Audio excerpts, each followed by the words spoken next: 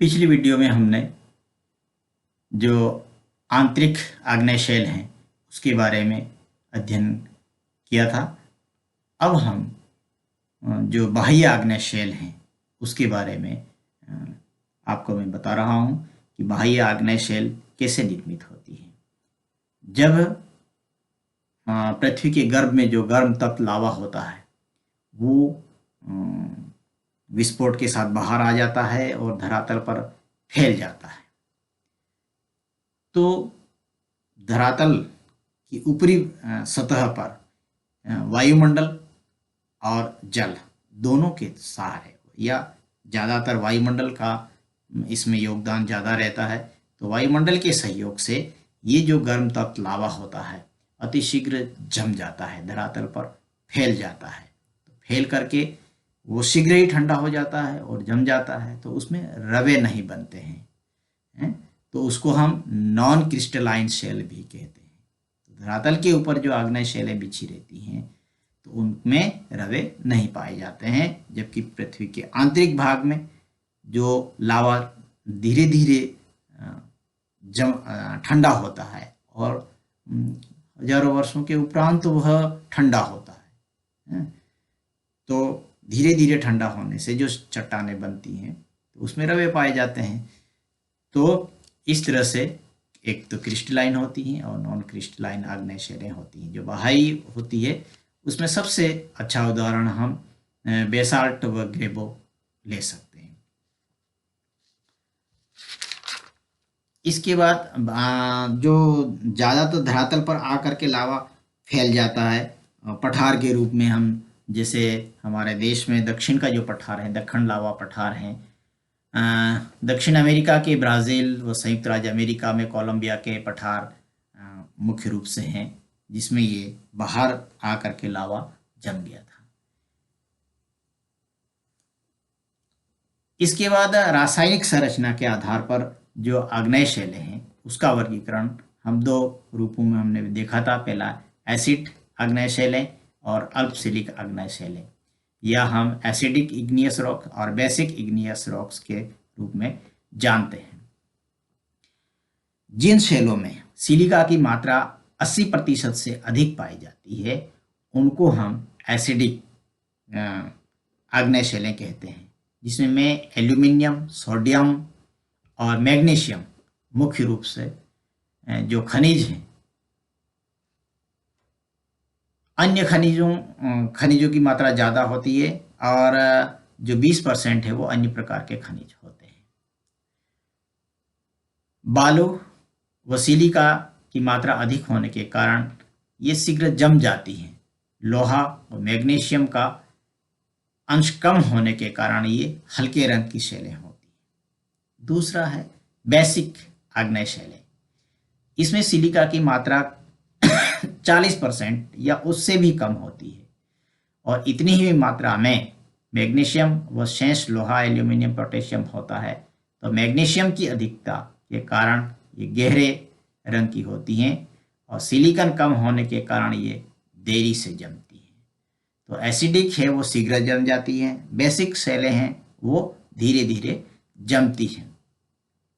तो जो बेसिक शेलें हैं वो कठोर नहीं होती हैं, तो इनका अपरदन इरोजनल शीघ्र हो जाता है, सरलतापूर्वक हो जाता है। तो बेसाल्ट इसका प्रमुख उदाहरण है। कणों की बनावट के अनुसार जैसा कि मैंने आपको बताया था कि बड़े कणों वाली, बहुत बड़े कणों वाली, सूक्ष्म कणों वाली, मिश्रित कणों वाली और कण विहीन आग्नेय शेलें या टुकड़ों वाली आग्नेय शेलें ये हैं।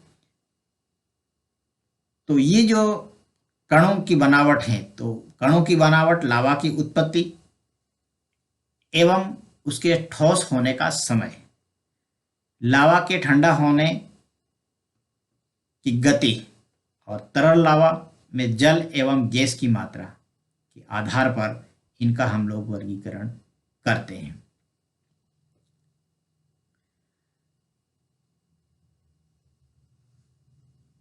अगर लावा शीघ्र जम जाता है, भूपटल के बाहर आकर ठंडा व ठोस होता है, तो उसमें रवे नहीं बन पाते हैं।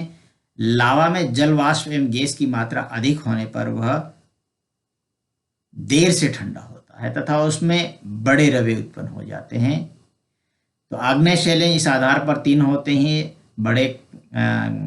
बड़े कणों वाली, सूक्ष्म कणों वाली तथा मध्यम कणों वाली आग्नेय शैलों को के रूप में हम लोग जानते हैं। बड़े कणों वाली शैल में इनके कण बहुत बड़े बड़े होते हैं, इन्हें देखा जा सकता है। ग्रेनाइट व डायोराइट पातालीय शैलें इनके मुख्य उदाहरण हैं। बहुत बड़े बड़े कणों वाली आग्नेय शैलें इन शैलों के कण हैं जो बहुत अधिक बड़े होते हैं। वॉरचेस्टर के अनुसार इसके अंतर्गत फेल्सपार एवं क्वार्ट्ज की अधिकता वाली ग्रेनाइट समूह की शैलें सम्मिलित होती हैं, जैसे पेग्मेटिक, ग्रेनाइट, डायोराइट, साइनाइट। सूक्ष्म कणों वाली आग्नेय शैलें, इन शैलों के कणों को हम सूक्ष्मदर्शी यंत्र के बिना नहीं देख सकते हैं। तो बेसाल्ट हैं, फेल्साइट, डाइक, सिल, ये शैलें इस वर्ग के अंतर्गत आती हैं। मिश्रित कणों वाली आग्नेय शैलों में, इन शैलों में बड़े व छोटे कण विहीन शैलें एक साथ पाई जाती हैं, तो वो मिश्रित प्रकार की आग्नेय शैल कहलाती है। कण विहीन आग्नेय शैलें, इनमें प्राय कणों का अभाव होता है। अत्यंत शीघ्र जमने वाली शीट व डाइक शैलें इनमें सम्मिलित की जाती हैं। इसके प्रमुख उदाहरण ऑक्सीडियन, पिस्टॉन, प्यूमिक, पारलाइट, इस प्रकार की जो शैलें हैं वो पाई जाती हैं। आग्नेय शैलें आर्थिक दृष्टि से बहुत अधिक महत्व होता है इन शैलों का, जिसमें हीरा, सोना, चांदी, निकेल, प्लेटिनियम, मैग्नीज, ये बहुमूल्य खनिज इसके अंतर्गत हमें प्राप्त होते हैं। इसके बाद हम लोग सेडिमेंट्री रॉक्स, दूसरे प्रकार की जो सेकेंडरी प्रकार की चट्टानें हैं, सेडिमेंट्री रॉक्स के बारे में, अवसादी चट्टानों के बारे में हम लोग अध्ययन करते हैं। तो धरातल का जो 75% भाग है, जो ऊपरी हमारा जो क्रस्ट है, तो उसका 75% जो भाग है वो अवसादी शैलों से निर्मित है। शेष जो 25% भाग हैं वो आग्नेय तथा कायांतरित शैलें पाई जाती हैं। जो अवसादी शैलें हैं वो केवल भूपटल पर ही पाई जाती हैं, ऊपरी परत के रूप में पाई जाती हैं। समस्त भूपृष्ठ का अगर हम निर्माण देखते हैं तो 95% जो भाग है भूपृष्ठ का, उसमें आग्नेय और कायांतरित चट्टानों का योगदान रहता है। शेष 5% जो भाग है वो अवसादी चट्टानों का होता है। सेडिमेंटम, सेडिमेंट्री, ये लैटिन भाषा का शब्द है। सेडिमेंट्स, सेडिमेंट्स का अर्थ है नीचे बैठना, है ना। इसका अर्थ है नीचे बैठना। शैल पदार्थों के एकत्रित होकर के परतों के रूप में जमा होने से अवसादी शैलों का निर्माण होता है। अवसादों का एकत्रण प्राय जल में तथा बहुधा स्थल पर पर्वतों की तलछट्टी, जलोढ़, पंखों के रूप में होता रहता है। यहाँ मैंने एक डायग्राम दिया है आपको। सबसे पहला जो ऊपरी भाग है वो कंकड़ लिखा है, सबसे ऊपरी भाग है। आप डायग्राम इसको देख सकते हैं, कंकड़ हैं, बड़े बड़े कंकड़ इसमें पाए जाते हैं। अब ये लुढ़क करके नीचे आ जाते हैं। जब ये बड़े बड़े कंकड़ पत्थर होते हैं वो टकराते हैं, टकरा करके रेत का निर्माण होता है। फिर ये धीरे धीरे रेत जब आपस में टूट जाती है, चिक्का मिट्टी का निर्माण होता है और समुद्र तल पर इनका डिपोजिशन होता है। समुद्र में पाए जाने वाले जो जीवाश्म होते हैं वो भी इसमें जम जाते हैं। इस प्रकार ये लास्ट में ये हर प्रकार के जो जीवाश्म हैं, तो जो अवसादी शैलों के निर्माण की एक प्रक्रिया को बताया गया है। अवसादी शैलों का जो वर्गीकरण किया गया है इसमें बताया है, इसमें निर्माण में प्रयुक्त अवसादों के अनुसार, सबसे पहला है निर्माण में प्रयुक्त अवसादों के अनुसार इसका जो वर्गीकरण किया गया है।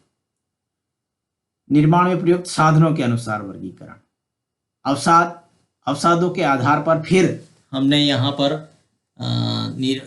1, 2 और 3, इसमें सबसे पहला जो अवसादों के आधार पर या निर्माण में प्रयुक्त अवसादों के आधार पर शेल चूर्ण से निर्मित, जैविक तत्वों से निर्मित और रासायनिक तत्वों से निर्मित पदार्थ बताया है।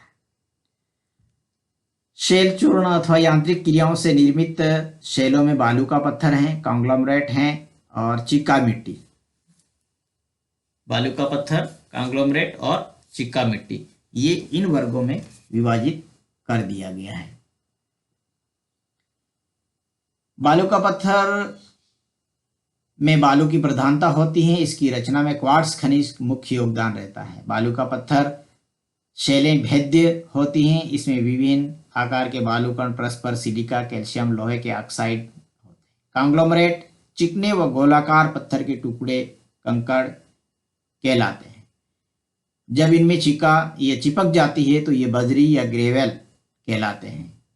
ग्रेवेल में क्वार्ट्ज की अधिकता होने पर वह कॉन्ग्लोमरेट कहलाता है। जब ये कंकड़ गोलाकार न होकर नुकीले होते हैं तो ब्रेशिया कहलाते हैं।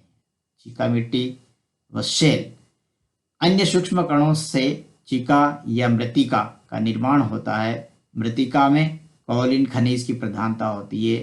घुलनशील न होने के कारण इस पर रासायनिक अपक्षय अधिक प्रभावकारी नहीं होता है।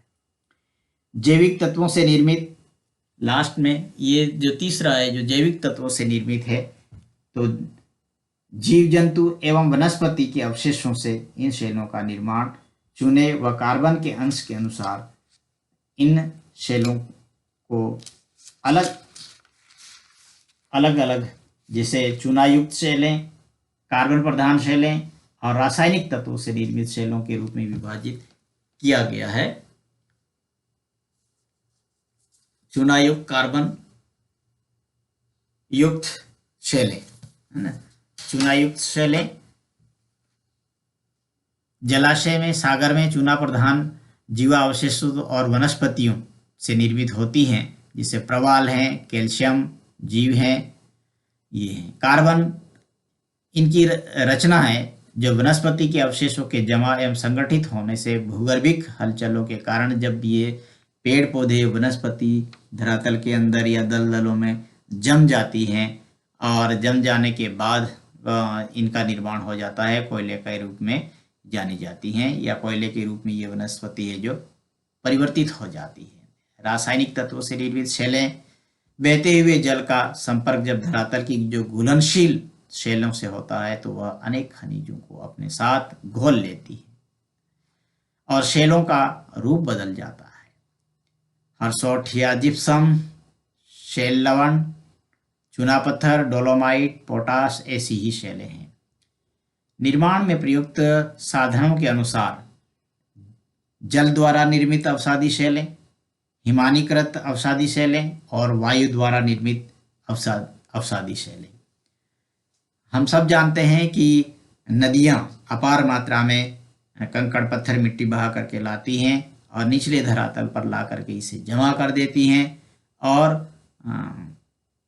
अवसादी शैलों का निर्माण करने में नदियों का बहुत ही, या पर्वतों की तलहटी में भी जमा कर देती है, समुद्र में ले जा करके भी जमा कर देती हैं, तो इन नदियों का बहुत ज़्यादा योगदान होता है। नदियों में भी दूसरा है सरोवरीय शैल, है ना। जल में नदियों द्वारा, फिर सरोवरी तालाब के अंदर भी जा करके मिट्टी, हम लोग छोटे से बड़े तालाब में देखते हैं कि मिट्टियाँ नदियाँ लाती हैं, उसमें जमा हो जाती हैं, सरोवरीय अवसादी शैलें कहलाती हैं।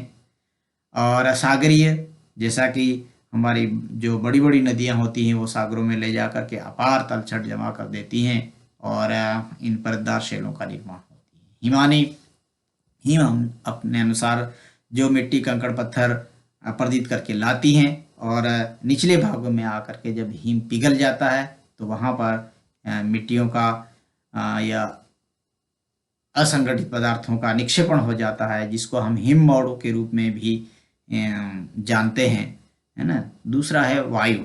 वायु का सबसे बड़ा अच्छा उदाहरण है। वायु चट्टानों को, जो डेजर्टिक इलाका है वहाँ पर चट्टानों को काटने का प्रमुख साधन हमारी जो वायु है ना। तो इसमें सबसे अच्छा उदाहरण है लोयस का मैदान, है ना।